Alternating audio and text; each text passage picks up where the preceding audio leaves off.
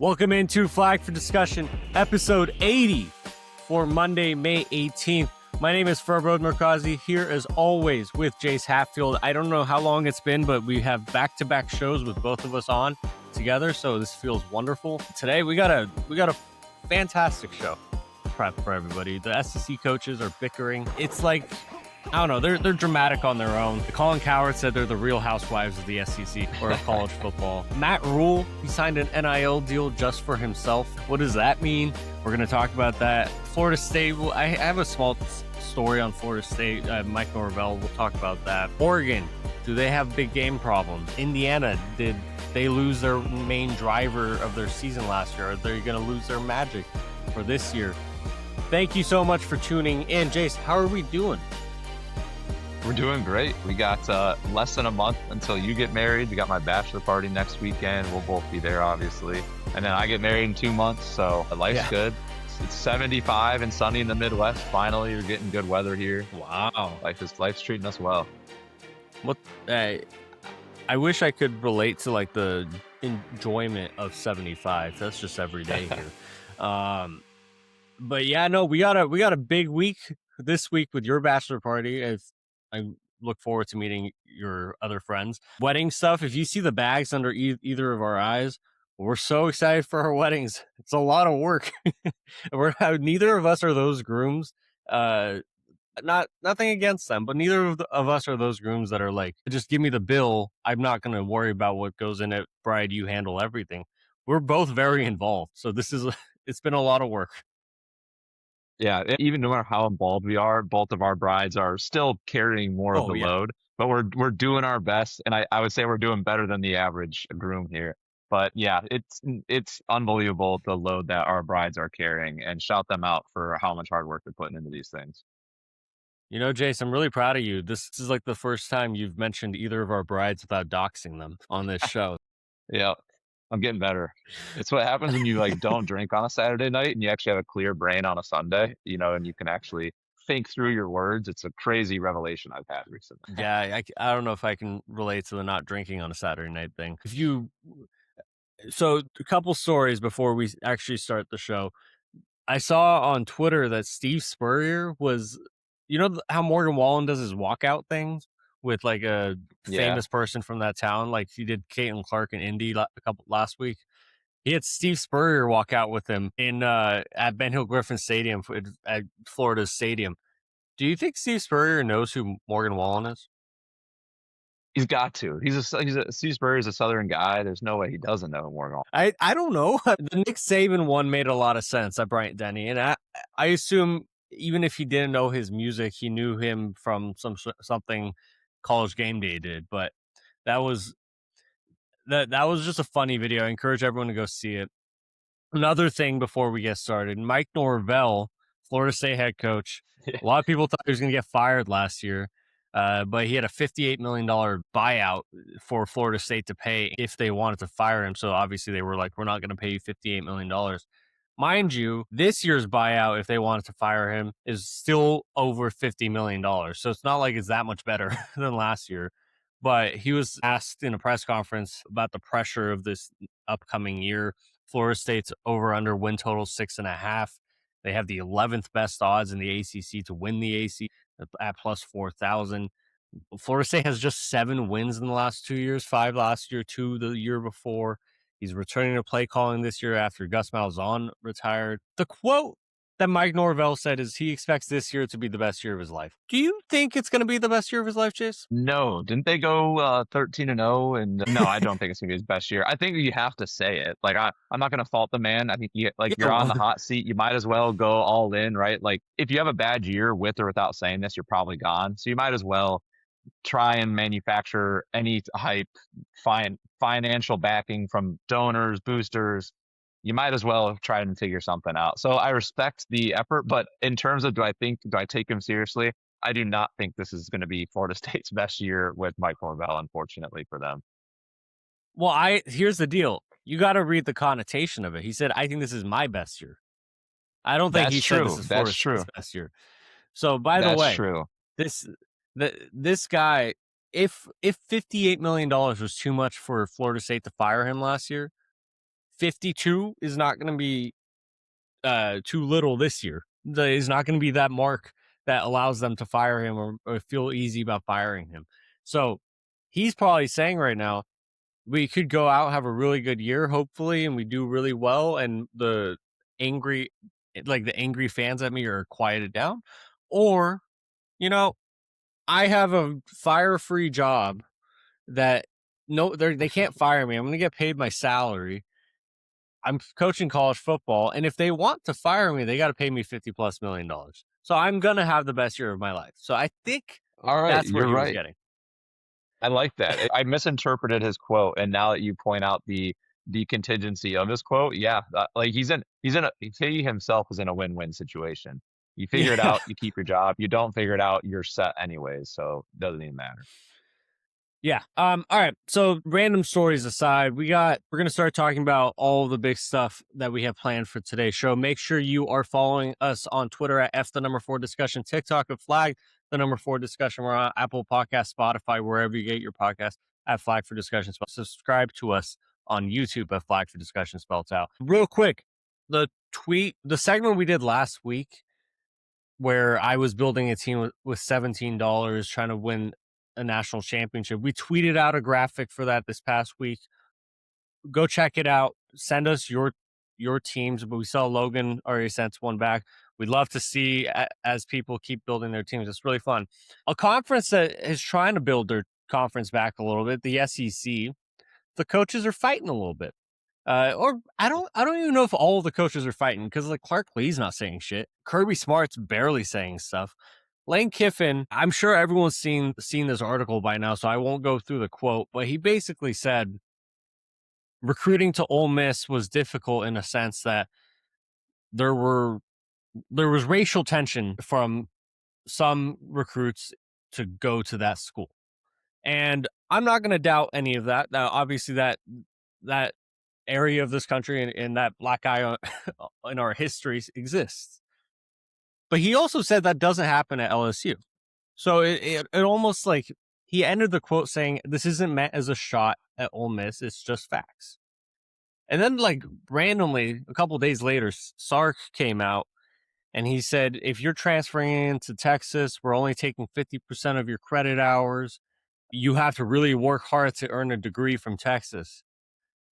But if you go to Ole Miss, you can get a degree in basket weaving. Now tell me, Jace, I don't know if like the question I have on here is this good or bad for the SEC. Why do people hate Ole Miss so much? Why are they the target right now? The Lane Kiffin one, you could argue true or not. Maybe it was a little like, there's been some back and forth. Ole Miss has thrown some shade towards Lane Kiffin after he left during the playoff or right before the playoff last year. So that maybe was a retaliation scenario. The comments from Steve Sarkisian, that felt just like he's been waiting years to throw a shot at Ole Miss. I'll let you share the anecdote because you're the one that shared it with me. But the commentary about when Pete Golding was at Alabama and some of the things he had said about Steve Sarkisian, this sounds like to me maybe Steve Sarkisian has been waiting in the shadows for any chance to come at Ole Miss, or not Ole Miss, but Pete Golding. He got his shot and he took it by saying this. But for the viewers, I'll let you share it because you know a little bit more than me. But there's some history between Sark and Pete Golding potentially here.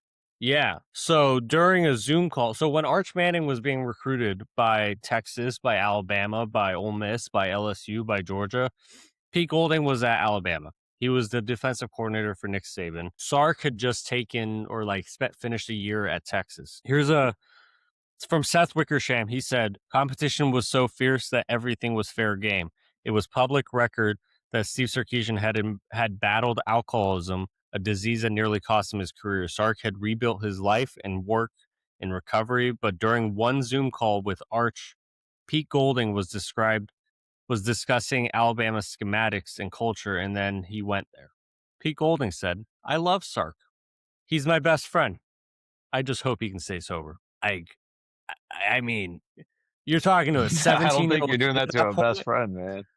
Yeah, okay, there was 1 year they won a national title together. Pete Golding was a DC and Sark was the OC at Alabama. But man, you're right. I think they don't like Sark's just been waiting in the wings, waiting for the right time to start to strike. And honestly, whether it's football related or just like anger, there is probably some sort of anger towards Ole Miss. And what I wonder though, does he think he's going to be Pete Golding's going to be a good head coach if there is actual animosity there? Like what I know from college football coaches is that if you know someone's a bad coach, you talk them up. You want them to keep their job. If you think someone's going to be a good coach, but you want them gone, then that's when you start talking some shit. Does Sark think he's going to be a problem for Texas as he rebuilds this team in next year or the year after? Because this year's Ole Miss team is going to be largely the same as we saw last year. Very veteran laden, Trinidad, Kiwan, like they should be very good again. But as Pete Golding builds the team into his vision for the next couple of years, if he's going to be a problem for Texas, maybe he wants him gone. Maybe some of these guys genuinely don't like the guy. I think for Sark, it's more like some animosity towards like their time together and those quotes for sure. Yeah, I think it's a little mix of animosity towards Ole Miss / Pete Golding from the Lane Kiffin, Steve Sarkisian side of things. But I think you're right. I think in today's era of college football, Ole Miss was a team that pre-NIL, pre-transfer portal, never was putting together national championship caliber teams. They had some good 9-3 seasons, 8-4 seasons, and they were solid. They were formidable, but they were never really a threat to bring in the 5-star kids. They were never really a threat to out recruit the top dogs. The top kids in the state of Mississippi were buyable, or not buyable, but recruitable if you were not a Mississippi school. And in this new era with the portal and with NIL, Ole Miss is now they went from a not top tier threat in the SEC to a top tier threat in the SEC.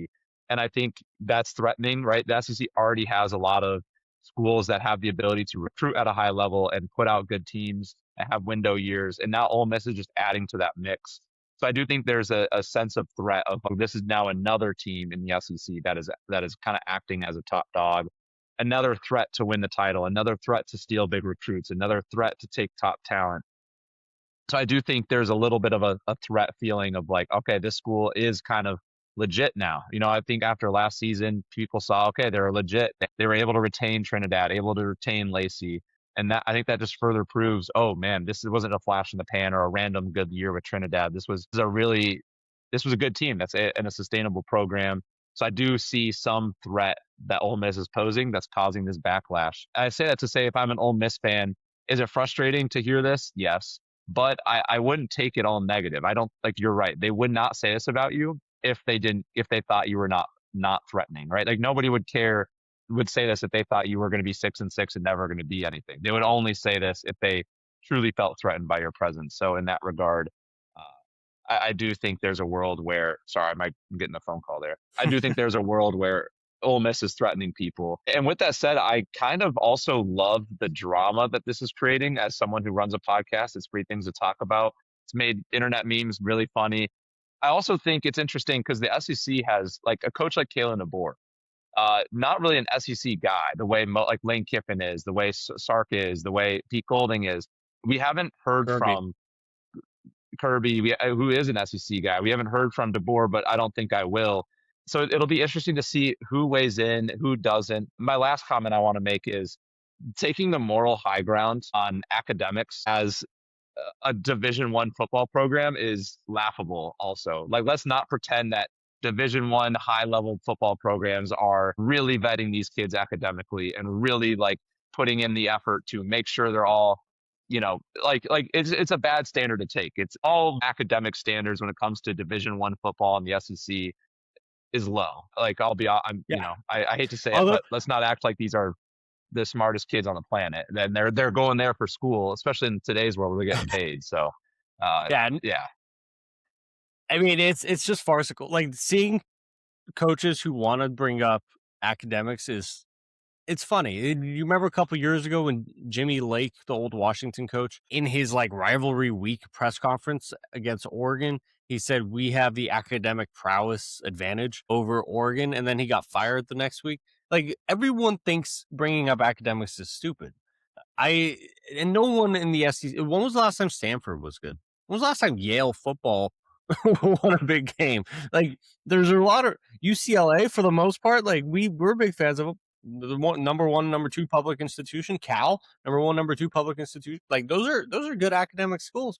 Where are they in terms of football? People aren't just going to these schools for academics. These kids are going to your SEC school because they want to make the NFL. They want some NIL now. The only SEC school I can necessarily think of that's like an excellent school academically, and we don't need to break down the top academic schools in the country, is Vanderbilt. And that's pretty much it. And Vanderbilt just recently, with they had a lot of money just became infused into that program.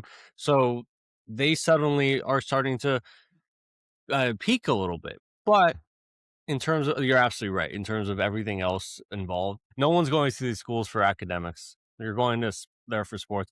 The only thing I wanted to, I guess, talk about here, when you're talking about the Big Ten, the SEC conference alignment, coaches in the Big Ten don't say anything. That's what I found. Like, Yeah. Kirk Ferentz, obviously old school, doesn't say anything. Matt Campbell's building a new team there, doesn't say anything. Kyle Whittingham's trying to revive things there, doesn't say anything.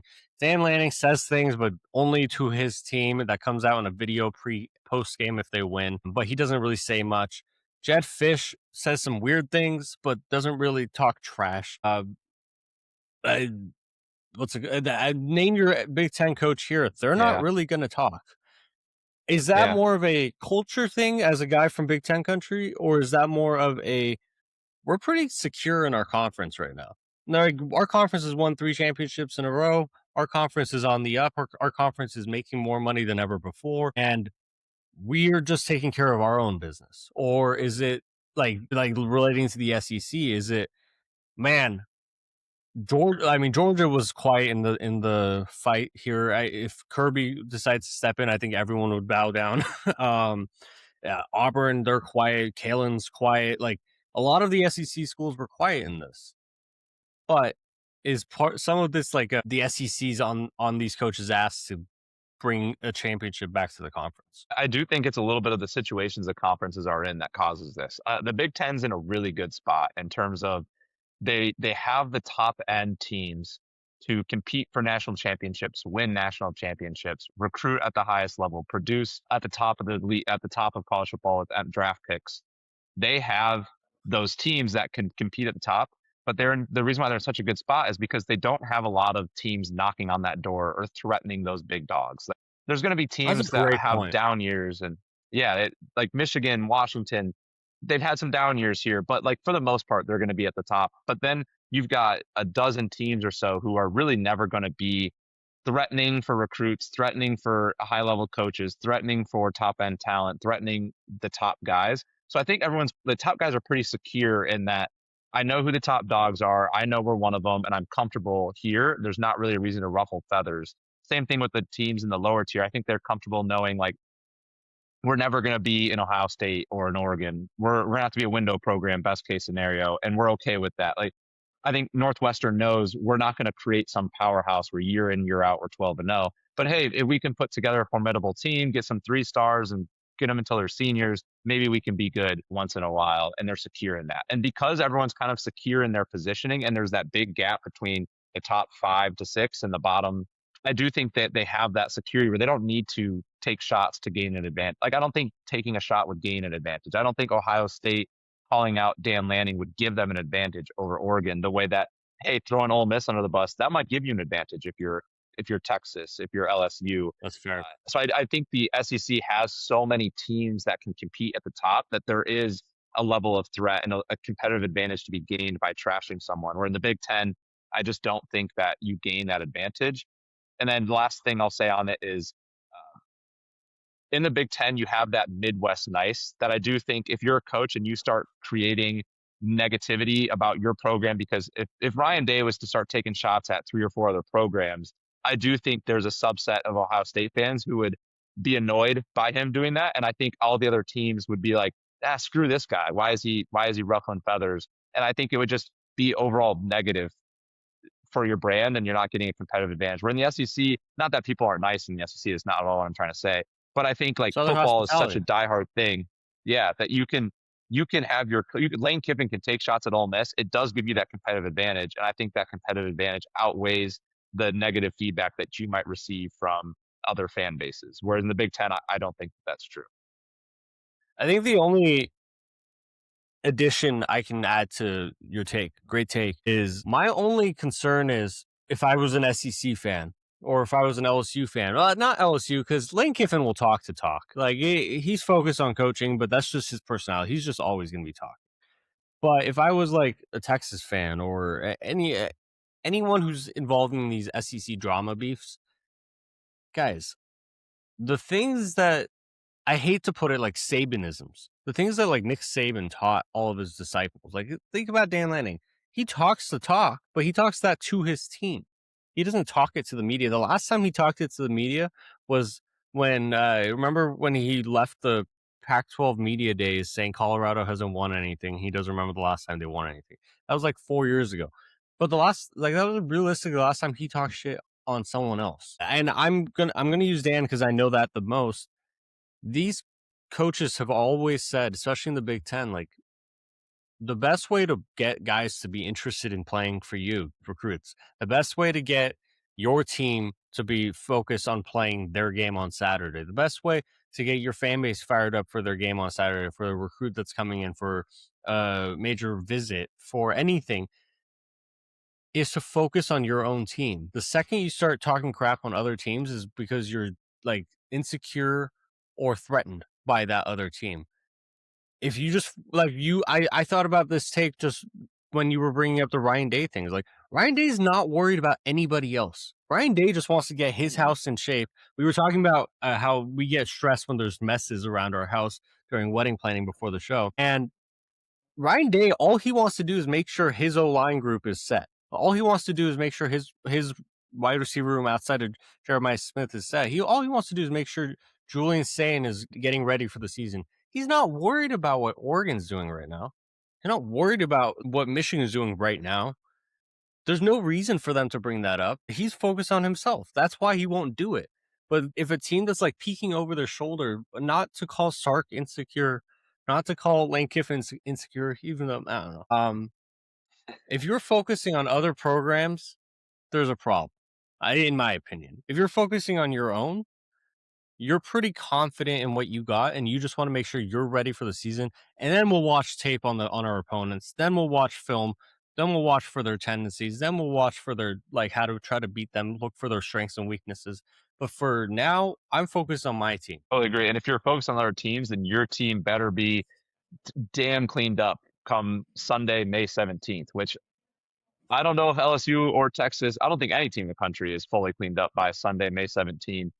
So I don't think that they're so secure in their spot. They're like, you know what? There's nothing to work on at LSU. There's nothing to work on at Texas. We're so perfect right now. I'm going to spend my effort. I don't think that's what's happening. So I completely agree with you. So something to work on for every team in the country, apparently, is get their head coach a podcast. Matt Rhule, he just signed a $5 million deal with the University of Nebraska for $5 million. He's going to get paid 13 point something this year, a one-time payment of the 5, to basically make his podcast, the House Rules podcast, an NIL contributor to, not an NIL contributor. Nebraska Athletics takes in the revenues from that podcast, essentially. The reason it's important for Nebraska, the reason it's important for Matt Rhule, the reason it's important to those fans is this is one of every coach has a Wednesday night coaches interview, coaches conference with like their in-house like media team. Dabo Sweeney, that's when he started yelling at a fan who called in. Nick Saban famously had like a assignment seating, like fans could walk into his radio show once a week. Dan Lanning has a radio show once a week with Oregon's people. Every coach has had that. But what they're saying the House Rules podcast is like it's kind of basically direct to consumer. You log in on it online, you can comment on it on anything, and you can it's straight to fans, straight to donors, straight to anybody who wants to know anything with Nebraska football. Now, is this like the next step for all? Should every program be doing this? Do I want my coach to be available to everybody? I took this as a high risk, high reward play. If there's a lot where this could go wrong, like if Matt Rhule could easily say something that he shouldn't. You're revealing a lot of your cards internally. I don't know if that's helpful or not. There's a lot of risk that goes into doing something like this, but I think there's a high reward. If there's a chance that he puts out a great podcast and fans and donors and boosters love it. It becomes a tool that makes a good amount of money. It becomes a tool that players and recruits really respect and want to play for. Like it's a high risk, high reward play. For schools like Nebraska, I actually think it's a good idea. I think Nebraska's in a spot where they can afford a high risk, high reward play. They're a team that's big brand that has really struggled the last 20 years. And they still have a big following. They still have a brand. Nebraska, 2 straight years of 10-2, and all of a sudden they're back to being a bit, one of the top brands in college football. It's there. It's been dormant for a long time. So I think they can afford a higher risk, high reward play. Think of teams similar to that, like a Michigan State could afford a high risk, high reward play. Programs that it can't get much worse than where we're at now, so we might as well try something. But those steady top programs, like I don't think an Alabama would ever do this, and I don't think that they should. Same with Georgia, Ohio State, Michigan. Those programs that have a healthy funding with or without a podcast, the programs that get high recruits either way. I don't think it's worth the risk to put your head coach out there this much. But if you are a team like Nebraska and you're already kind of struggling and you have the ability the path above you is so high, you might as well take that shot. So I actually do like this out of Nebraska. I'm not saying I think Matt Rhule is going to be a great podcast host. That's to be determined. I'll definitely give it a listen and see how it goes. Maybe we can do a collaboration with them, in which case I'll really praise the podcast. But overall, I think if you're in a high risk, house rules, flag beats flag for discussion. My overall take is if you are in a spot, high risk, high reward, try it out, see what happens. I like the innovation. I like the idea of how do we differentiate ourselves? We're in Nebraska. We don't have the geographical advantage over teams. We don't have the brand has been dormant for a while. We don't necessarily have the wins and accolades in recent history, especially in the lives of the recruits to bring them in the way we used to. Try something out. Try something new. I respect it. I am very excited to see what he talks about and how much he reveals. It could be fun just as a college football fan to tune in. Last year he did this. He did have some episodes, and it got a little weird when they started losing games they probably shouldn't have, and he had to answer for that. So this year is going to be the first time it's like NIL funded, or like it's technically an NIL deal, which is a funny way to put a payment you're giving to your head coach. But I agree with you. I think what we saw with his podcast last year is that it could get really weird. But it's also, when you say high risk, high reward, it's also really fascinating of why I think this is so important for other programs to start doing. You're putting your head coach out, especially until college football becomes collectively bargained, until salaries by the players, salaries of everybody becomes public, like the NFL, until injuries all become public, like the NFL. One way to show transparency is just put your coach in front of people more. And whatever you think of Matt Rhule, he put himself in front of Nebraska fans on YouTube, live streaming a podcast once or twice a week last year, wins or losses. He reacted to it. He stood up for his team when he needed to. He backed them when he was critical when he needed to. It was a really good show. I think the easy answer when people heard of this NIL deal is like Matt Rhule setting himself up to be the next guy on Big Noon Kickoff or College Game Day or like Big Ten Network, because he's like soft launching a media career for whenever he's fired. I don't know if that's it. I think he's certainly going to take house rules with him, and it's going to be a podcast, and he's a good talker. But I honestly think like the guy is pretty good at least understanding what to do. What I don't love about this announcement isn't necessarily Matt Rhule related. I think this was University of Nebraska led. Like, this isn't something Matt Rhule's agent went to Nebraska and said, "Hey, can you give us $5 million?" Yeah. I think this is Nebraska saying, like, we got to make money off of your podcast you're doing in our studio. I'm rambling. The one thing I don't love about this is how many times have I seen Pat Fitzgerald on Twitter in the last 5 months? Once. How many times have I seen Matt Rhule on a private jet going to a Knicks game, or going to this, or going to that, or going to like, Matt Rhule, dude, you're rebuilding in Nebraska. Stay in Lincoln. And he's kind of been the Drake of it all, where he's landed. He's gone to a Knicks game, they've lost. The Knicks haven't lost in 2 weeks, but the one that Matt Rhule went to, they lost. I'm rambling, I'm being silly now, but I think for me, I think this is a really cool thing for coaches to do. Whether coaches do it right or wrong, it would just be entertaining for all of us. But it Mhm. also could be really important for the sport to have a level of transparency that we haven't seen before. Yeah, that level of transparency could be the difference of like really helping out with collective bargaining and getting a little bit more structure that benefits both the fan experience. It benefits the NCAA and the schools and the kids. That could be something this helps out. And just as a college football fan, the general intrigue that this brings is pretty solid.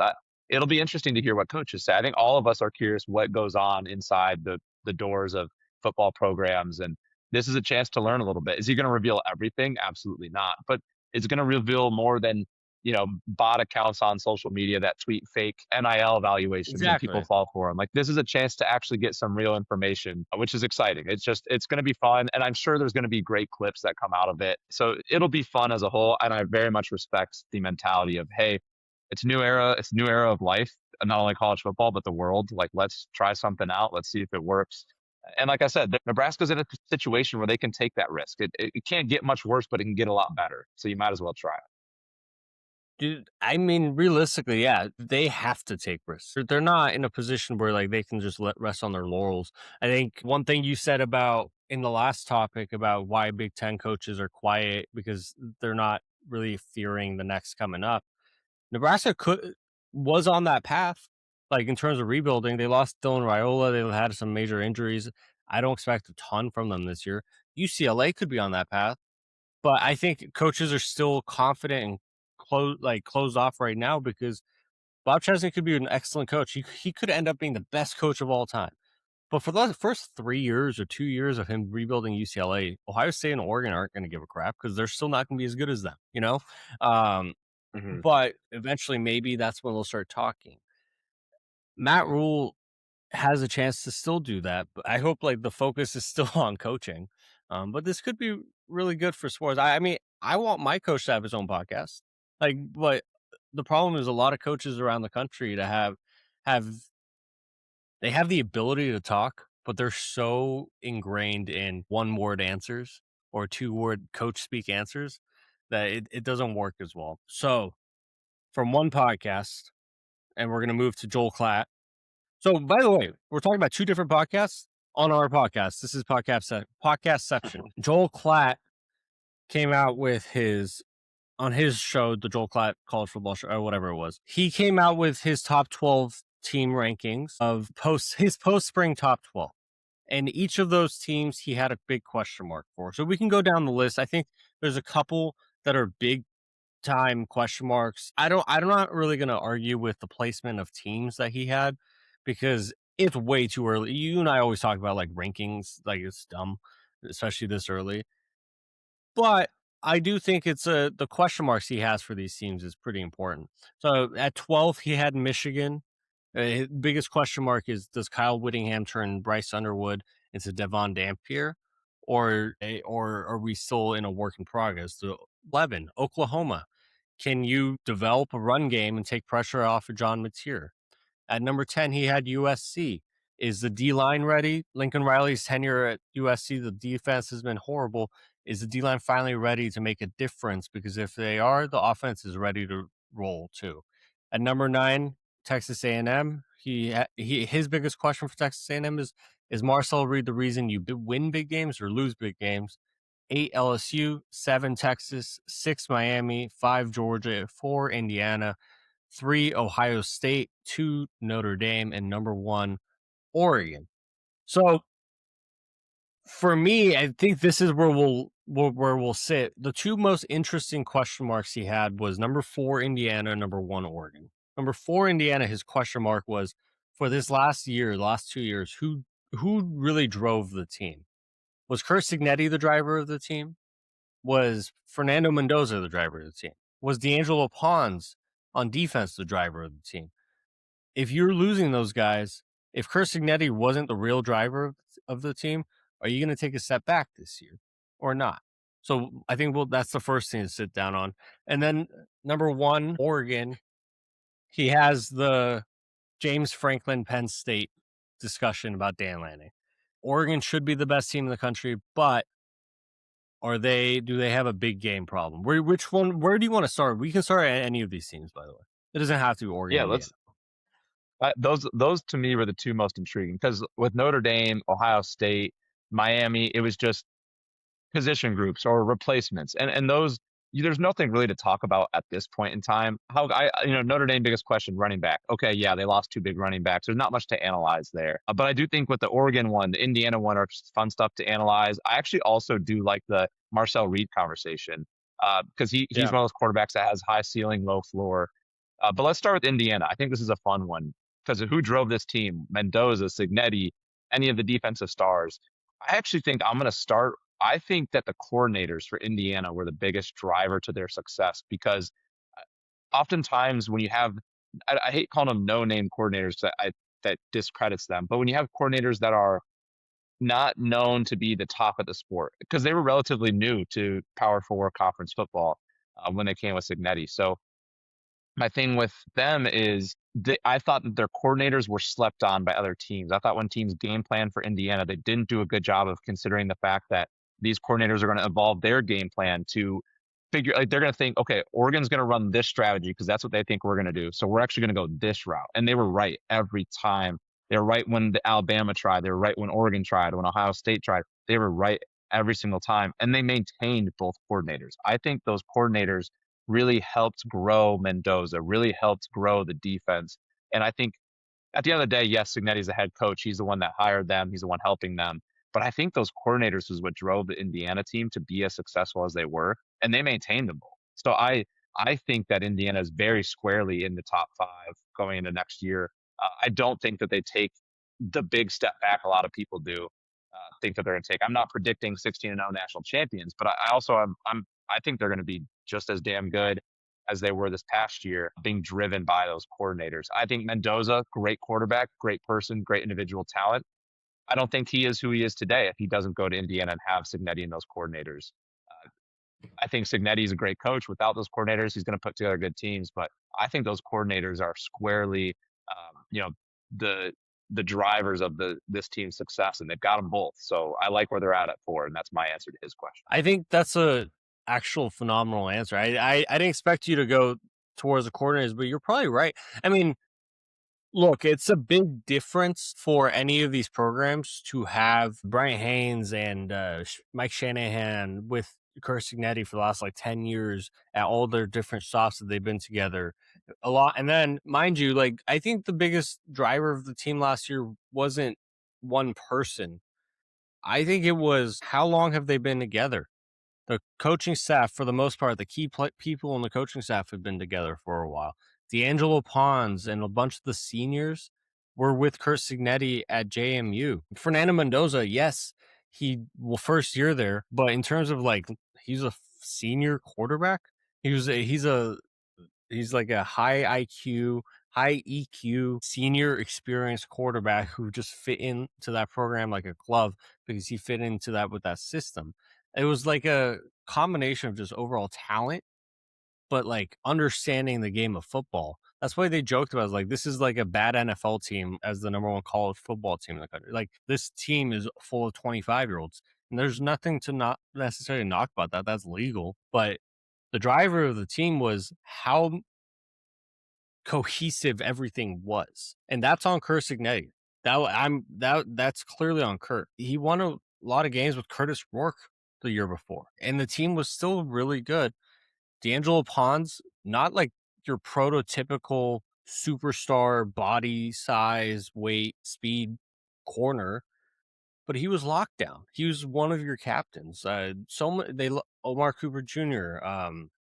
They lost so many important pieces from last year's team that had been together for a long time. But to your point, Nick Saban was Nick Saban, best coach of college football all time. I don't want to relate Signetti with him yet. Nick Saban is not Nick Saban without the coordinators he had in the 20 teens. He had Sark, he had Lane Kiffin, he had Kirby Smart, he had Pete Golding, he had Dan Lanning, he had Tosh Luboy, he had Mario Cristobal. He had so many superstar staffers on that staff. And one of the things that Josh Pate talked about this, so many people in our space talked about Nick Saban's last couple of years at Alabama is like, it's not that they're necessarily a worse team, but their staffs have gotten worse. Their staffs have turned into Bill O'Brien. It's not as deep and as whole of a staff. And his last year at Alabama, when they lost to Michigan in the Rose Bowl, you could argue that was his worst staff of his career.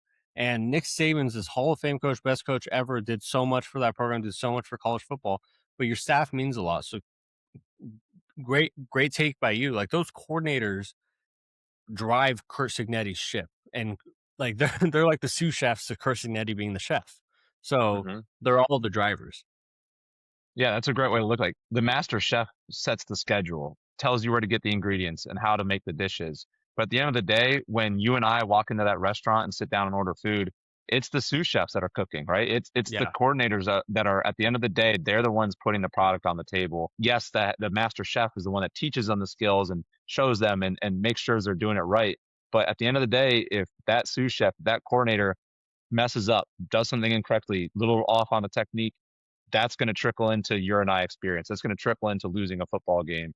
So I do think it's a combination. It's just the staff at Indiana drove that team. So I totally think I like that he put him at 4. I think they lost a lot of talent, so it's fair to bring them back, but they're squarely in Yeah. my top 5 for next year for the reason we've just talked about. All right, let's go to Oregon. So it's a popular refrain, and I think you and I feel the same way about it, that Dan Lanning is James Franklin. That Oregon has a big game problem. Do they? There's no other way to ask that question.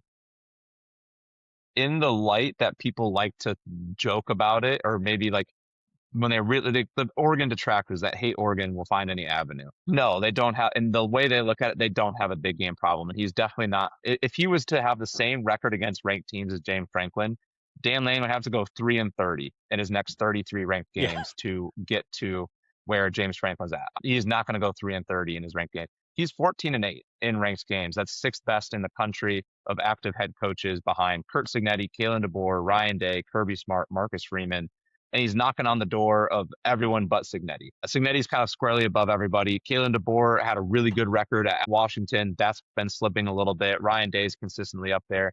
But to call him somebody who can't win big games, but he's 6th in the country in big games in terms of winning percentage, that's pretty good. And I think you and I have talked about this. The big reason why I think he gets that, people like to pick and choose what they call a big game. And with Oregon, they're one of those teams, when they win the big games, people like to, oh, well, they were favored, so of course they win. It's no longer a big game when they win, but as soon as they lose, now it's a big game and they lost it.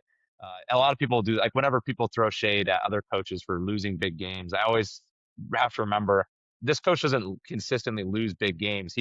People choose to forget the ones he won and just want to draw on the ones that they lost. He's a perfect Dan Lanning, 14-8 is a perfect example of the fact that people call him can't win the big one. He wins them more often than he loses them. But I don't think Joel Klatt is an Oregon detractor, and I don't think he's the one poking fun at them for this. I actually think the way he's looking at it, he is right. At the end of the day, like Oregon's Dan Lanning only has 8 losses with the Ducks, all of them against ranked teams. And then each of his last 5 have been that team has gone on to win the national championship. Yeah.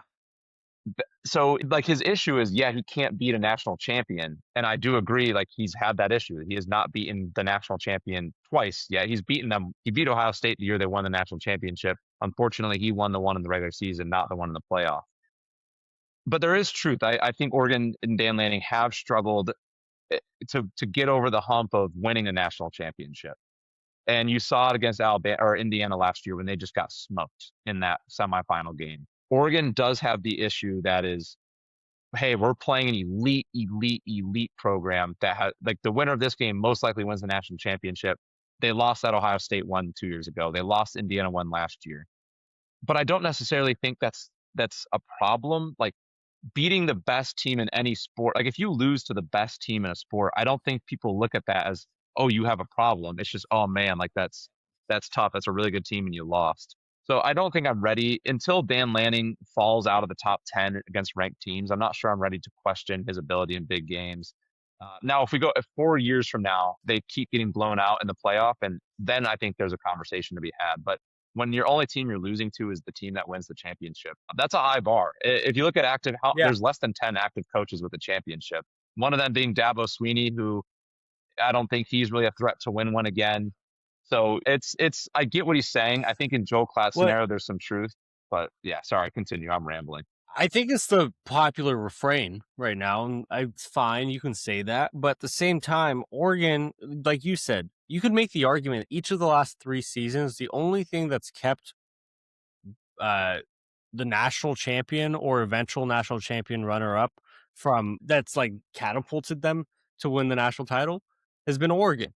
Like the only losses are to the eventual national champion. This past year has been Indiana. A couple years ago was Washington. Last year was Ohio State. You said that. That's all accurate. But those are his only losses of his career.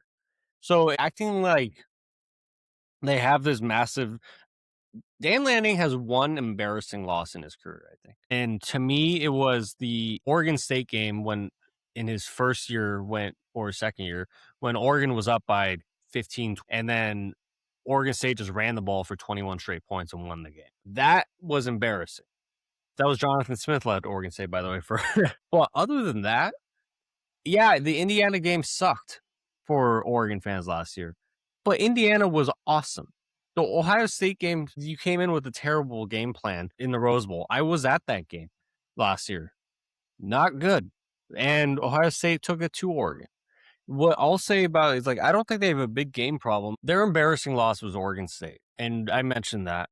My bigger issue with, not issue, because I think Joel Klatt's list overall is really good. I think their biggest question mark is pretty obvious. Dan Lanning's had 3 coordinators in his time at Oregon, 2 offensive, 1 defensive. This past year was their second straight year with the same coordinators on either side, with Will Stein being the offensive coordinator for 2 years in a row and Tosh Lupoy being the defensive coordinator. What my biggest question mark is they hired what you think should be good coordinators, but from within. And you know how I always feel about hiring from within, or not going out and hiring someone from abroad. Look, the guys they hired could be really good. I know other programs wanted them. So it's not that like they hired just bums, but at the same time, it has you wondering, how are they going to gel with this team that is senior laden? They should, bar for bar, talent for talent, pound for pound, whatever you want to say. Oregon has the best talent in the country this year at quarterback, at wide receiver, especially running back. We know, as long as God willing, there's health, and the defensive backs and the defensive backs that were so young last year were a question mark. They balled out last year, and now they're a year older. They should be good. The defensive line is all senior laden from last year. They should be really good. The linebackers, we'll see, but they should also be solid. What the biggest question mark is for Oregon is, how do the new coordinators and everything mesh with the new offensive line? With their biggest 2 questions are the coordinators and the offensive line. If those are B plus or higher, Oregon should be a shoo-in to win the national title. I don't want to put it like that, because everyone knows who you and I root for, so it sounds like we're jinxing them and everything. Oregon's followed the model that's won the last few national titles. Michigan 2023, they went far in the playoffs in 2022. They, instead of using NIL to go out and get the best players from the transfer portal, they use NIL for Blake Corum. They use NIL for Kenneth Grant. They use NIL for their defensive line. They use NIL on their offensive line. They use NIL to take the juniors that were considering going to the NFL draft to come back for 1 year for their senior year. And they were senior laden, very talented, very experienced.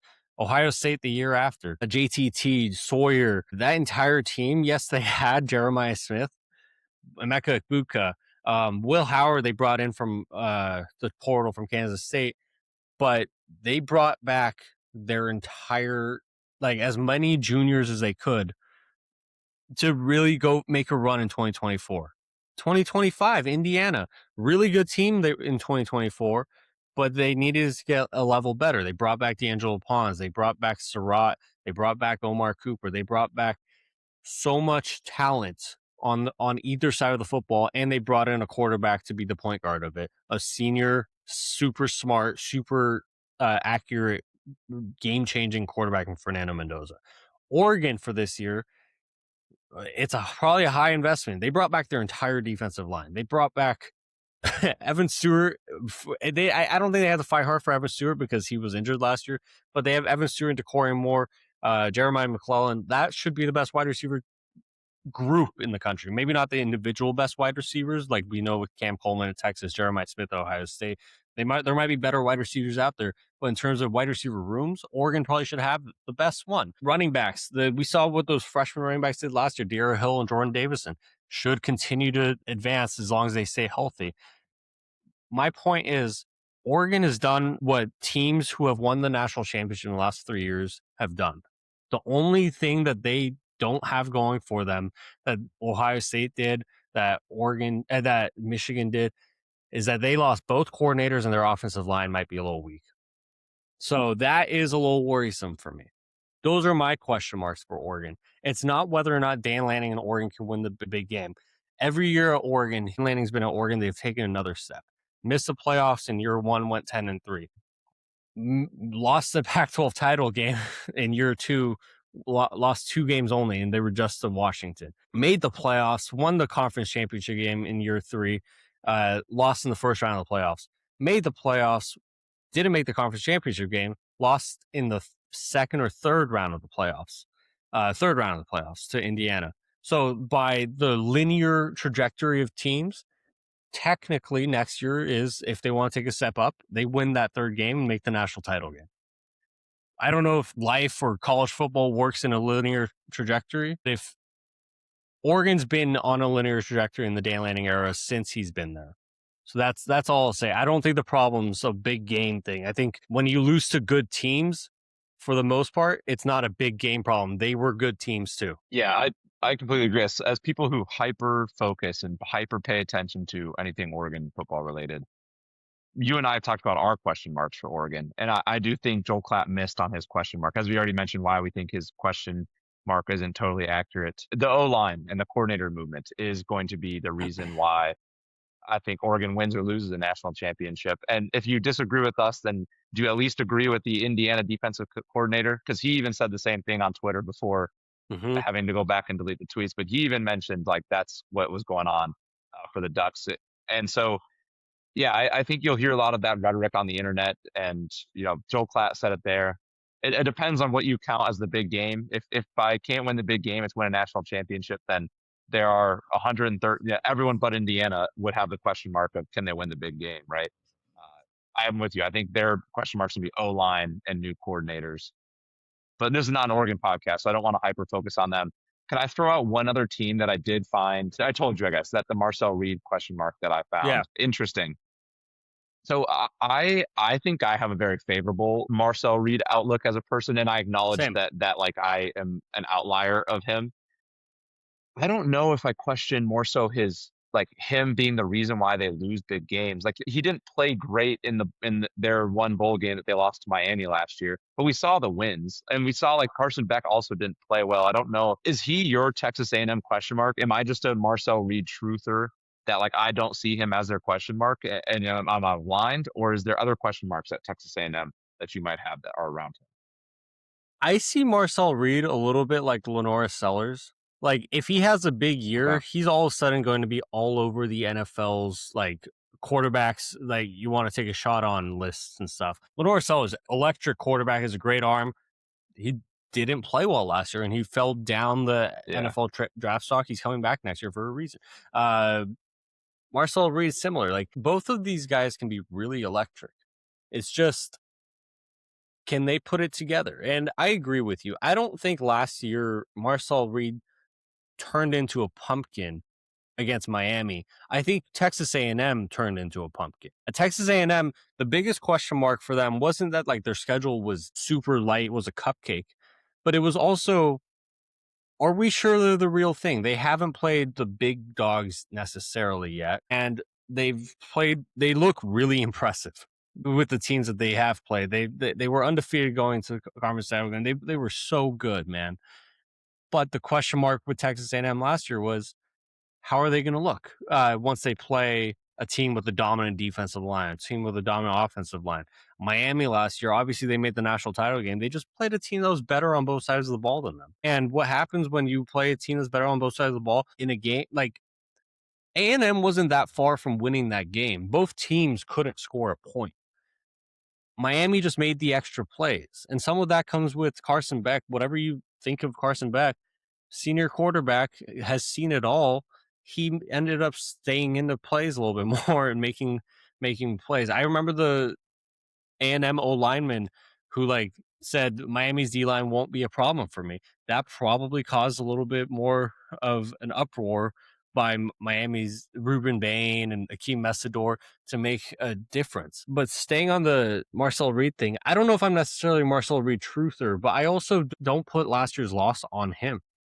I think he can be a really good quarterback. I think last year's loss was an overinflated team based off of schedule that was in just year 2 of Mike Elko's rebuild. Now they might have just arrived a little bit too early, but next year they could be even better but have a worse record. Like that they're that kind of team for me. It's like Yeah. they just arrived too early for me last year.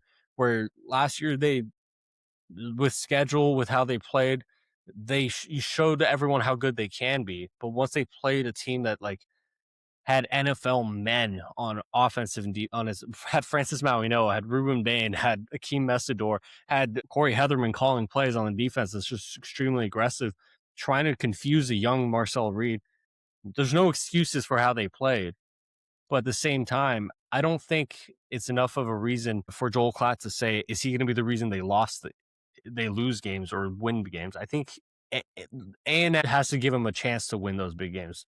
Now, last year they had really good wide receivers. This year it'll be interesting to see how they come back from that because Concepcion's gone. I think they still got Craver, but in general, they're still building the team. Yeah, I agree. The question mark to me for them feels more, what does a young Mike Elko team look like? And this is not a Mike Elko issue. This is every coach that's ever coached any sport ever. What does just a young version of that team look like? I'm with you. I think that was the issue last year. I think they just weren't ready to play a really dominant Miami team. And their O-line got obliterated. Their D-line got obliterated. Mark Fletcher had a good game against them. This year, I think that's my question mark. Where's this team's maturity at? It is a young team. Texas A&M has recruited really well under Elko. But, recruiting is their young players. These guys are under Elko going into year 3. His recruits are 18, 19, 20 years old. So what is just a young, immature, not emotionally immature, but just roster construction, physicality? What does an immature Mike Elko team look like would be more of my question mark. And I think I would put that on Marcel Reed. I think if anything, there's probably going to be some games that he wins them that they would lose without him. But I'm not sure there's going to be too many games where they win if it weren't for Marcel Reed. I don't know if that's going to happen as much. I just think he's a wonderful talent. So I struggle to put that weight on him. But I'm also all right. I agree with you. Okay, last question before we close it out. Let's play the podcast game. We have to make a deal with the devil. We're doing a podcast. We hate rankings, but you're looking at Joel Klatt's top 12 rankings. It's Oregon, Notre Dame, Ohio State, Indiana, Georgia, Miami, Texas, LSU, Texas A&M, USC, Oklahoma, and Michigan. This is his post-spring rankings. Any teams that are overinflated or underinflated? Any teams that are too high or too low for you? I think Oklahoma's too high. I would not have them in my top 15. I'm You're not not a a big John Mateer Mateer guy. I'm not a Mateer guy. And I'm also, I think in the SEC, I said it a million times last year, and you'll hear me say it a million times. You have to be physical on the offensive line, and you have to be able to run the ball to at least a competent degree to consistently win at the top level of the SEC. I don't think Oklahoma has done what's been needed to be done to address the ability to physically run the football and to take pressure off Mateer. I think we're going to see the same thing we saw to them last year, which was a solid floor because of the elite special defense that they're going to have. But I think they're going to run into the same issue where they're going to play really good teams and they're going to lose. And it's going to consistently be just because John Mateer is trying to do too much, and not because of him, just the situation they put him in. So it's, for me, as of right now, they're too high. And I think a team that might be a little too low, can I say Indiana? And until Yeah. someone dethrones Cignetti and these coordinators, I don't feel comfortable moving them out of the one spot until proven otherwise. I understand they lost Mendoza plus a handful of other talent, but they brought in a lot of elite transfers. Josh Hoover is going to be fantastic in that system. Nick Marsh is going to be a next level receiver alongside Charlie Becker, who's back. They're good. They lost their stud running backs, but it's Cignetti. Their O line is going to be one of the best in the country. Their D line is going to be one of the best in the country. They're going to reload and retool at the running back position. Like I said, they're going to have an elite wide receiver room. They retain both of. They had the two best coordinators in the sport. They're both back at Indiana. Maybe the best head coach in the sport right now, Cincinnati. He's back again. Until someone dethrones that, it's a very solid foundation. Until anything is shaken in that foundation, I just struggle to move it out of that one spot. So I know they're at 4, but I almost think they're being underrated. Yeah, no, I don't doubt that. That's actually a great take. I think Indiana, it's almost the same way we felt about Ohio State last year. Is like until someone dethrones them, like you said, they're the champs. Until someone like it's not like they were a surprise team last year. They were a surprise team 2 years ago when they lost 2 games, and like last year they were wire to wire the best team in the country. So unless there's a reason to doubt them this year, it's not like they're just going with Alberto Mendoza at their quarterback position. They went out and got Josh Hoover. They, it's not like they going with Joe Schmo at wide receiver after Surratt and Cooper left. They went and got Nick Marsh from Michigan State. Like they should be really good. In terms of who I think Indiana is a really easy option for who's too high, who's too low. I mean, who's too low. In terms of who's high, Miami right now for me feels too high. Not Mm-hmm. because, not because I'm a Darian Mensa believer. I'm a Mario Cristobal building teams believer. Mario Cristobal also just came out with a quote that said it's really hard in the NIL transfer portal era to stack rosters, to like have your third string be really good. And I think that's obvious and everyone knows that. You and I have talked about that on the show. It's like there's no longer blue shirting that's going on. There's no longer like Nick Saban having a national champion worthy team as his third string going on because those guys are getting poached by other programs. But what worries me about what Mario Cristobal says, maybe I'm reading too much into it, is after losing Ruben Bain, Akeem Messidor, after losing Francis Mauigoa and his offensive line, after losing a lot of those seniors that he spent his whole time at Miami developing to get to the point last year, I just wonder if maybe I'm reading too much into it. Is he saying this next year's going to be a big drop in offensive line and defensive line production? Because the guys are good, but they're not really good. The guys are still developing or of that sort. Or like the guys that he had envisioned taking over for Bain or taking over for Messidor, taking over from Mauigoa, they unfortunately transferred out 2 years ago because of the opportunities that were elsewhere for them. I'm not entirely sure. Like I said, maybe I'm reading too much into it. Miami might be a little too high for me right now. Team that's too low. I'm not gonna lie. You could tell me Oklahoma could be 16 or 2 next year. Like Joel Klatt's biggest question was for them was can they develop a run game to take pressure off of Mateer? I think that offense can score enough points all year long could score more points than Brent Venables' defense gives up all year long. But if they can't run the ball, if John Mateer is still the one taking every bullet for his team, they're going to be like 16 or 17 with 2 or 3 losses they shouldn't have. But until like that defense is just so nasty that could just naturally put them up at 5 or 4. But my real team that I think is too low right now is USC. Senior quarterback coming in. They lost their big 2-star wide receivers. I understand. And I know the NFL thinks very highly of them, drafting them in the first round, but we've never seen Lincoln Riley struggle with wide receiver development. We've never seen Lincoln Good Riley point. not have the playmakers on the outside. We've seen him have struggles with running back, but they got Wayman Jordan, who was really good last year. He's going to be good again this year. We've seen him have struggles on the defensive side, but with Chad Bowden coming in at DC, you expect the defense to be fully developing a little bit more. I'm not saying they're going to be a top 50 defense, but can you not be a top 100 defense? Mm-hmm. People mistake USC like Lincoln Riley doesn't need a top 5 defense to win a national title game. He needs a top 60. I don't think he's had a top 90 defense in his time at USC. Maybe I'm overinflating it, but can they just get enough stops so the offense eventually just puts their foot down, scores? It just becomes too much for you to overcome. At that point, you're not playing football. You're just trying to play keep away from the other team. You're going to win 52-36 because you took a 14-point lead early in the game and the other team's just been in a shootout. Like that's how I feel about like USC. And you're looking at USC's schedule this year. They took Notre Dame off of it. So going into that September 26th game at home against Oregon, they've played San Jose State, Fresno State, Louisiana, Lafayette, the Raging Cajuns, and the Rutgers. USC should be a top 5 team. That should be a top 5 matchup. Oregon, USC, September 26th. And then the following week, they have Washington at home. Then they go to Penn State on the road, Wisconsin on the road, Ohio State at home, Indiana on the road. It's a brutal schedule after Rutgers. It's Oregon, Washington, Penn State, Ohio State, Indiana, UCLA.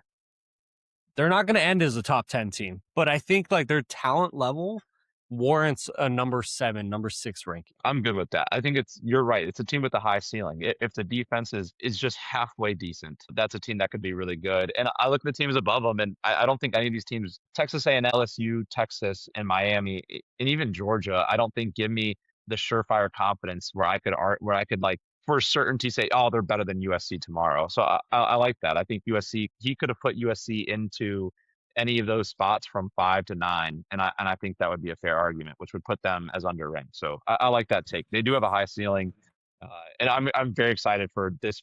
What could be a final form of Jaden Mayava. You'll hear a lot of NFL Draft 2027 conversations already about how good the QB class is going to be. Mayava is a name that he gets put in the graphic, but he's not usually talked about in the comments. He's not usually talked about on national TV when they talk about the class. You hear a lot of Dante Moore and Arch Manning, Julian Saying, but you don't really hear a lot of Jaden Mayava conversation. And with that schedule, man, if they go 10-2 and they make a playoff and he wins a game and he's a baller, especially because you can't argue he's a wide receiver merchant now. He's lost his 2 studs. He's a super underrated quarterback and a name that you could hear in the Heisman conversations. You could hear as a top 10 draft pick next year. So he's a fun QB to watch, and definitely a name that's getting lost in the shuffle. But I don't think he deserves. Not that he's getting disrespected, but I think he deserves to be when people talk about Arch and Dante and those top QBs. I think his name deserves to be in that conversation. Now, the only thing that might worry you on the offensive side, if you're USC, is because, like I said, you never doubt Lincoln Riley's ability to develop wide receivers. But at the same time, you go watch some of Jaden Mayava's throws. Like his first year at USC was a bit of a turnover merchant. Like he made some really cool plays and sometimes threw the ball to the other team. This past year, he seemed to have cleaned it up. But at the same time, you go watch his game against Oregon. You go watch his game against, I don't know, any team. Dude, there were multiple plays where like he was about to get sacked. He just threw the ball up and Mekhi Lemon caught it. Like if those receivers that he has coming in this year aren't that level of like jump ball, 50-50 ball guys, he might find himself in a couple more tricky situations. But this is also in the USC podcast. We've also been talking for so long, and we had a Wi-Fi outage already once. So I think we should cap it there. How are you feeling about that? That's good. I'm getting hungry. It's 1 p.m. I haven't eaten yet here in Michigan. Yeah, I'm ready to eat, so I'm good with it. You got to go eat. I'll see you on Friday, Jace. I'll see you and anyone else who's listening to this who will be there. I'll see you guys Friday. And thank you so much for listening. Make sure you are following us on Twitter at F4Discussion, flag 4 Discussion on TikTok, Apple Podcasts, Spotify, wherever you get your podcasts, at Flag for Discussion spelled out. We're also on YouTube at Flag for Discussion spelled out. Next week, I think you should expect the best of show from us. We will not be in a position to record on Sunday next week. We will keep you posted on Twitter. Make sure you're following us there just so we can post any announcements. Thank you so much for listening. From myself, Farbod Merkazi, my lovely partner, Jace Hatfield. This has been Flag for Discussion.